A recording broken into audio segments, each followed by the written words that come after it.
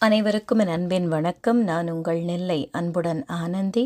காற்றின் கால் தடங்கள் தன்முனை கவிதை தொகுப்பு நூலில் அடுத்த கவிஞர் சுப்பிரமணியன் அவர்கள், சென்னையிலிருந்து. எழுதுவது அவருக்கு பிடித்த செயல் என்று சொல்பவர். ஆன்மீகம் சம்பந்தமான இவருடைய பல பதிவுகள் வெளிவந்திருக்கிறது.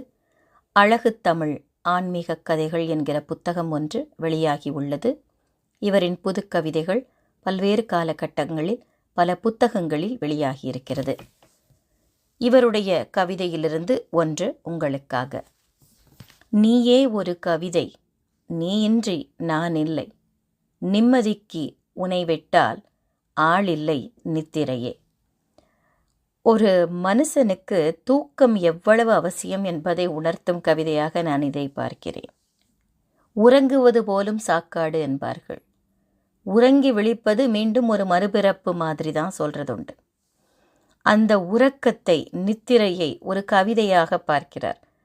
அந்த நித்திரை இல்லாமல் நம்மால் இருக்க முடியுமா? முடியாது. அதை விட்டால் உடம்புல இருக்கக்கூடிய அந்த ஒரு ஆற்றலை மீண்டும் உயிர்ப்பிக்கும் தன்மை அந்த நித்திரைக்கு, நிம்மதியான உறக்கத்திற்கு மட்டுமே உண்டு. அதை ரொம்ப அழகாக சொல்லியிருக்கும் கவிதைக்கு வாழ்த்துகள். நன்றி.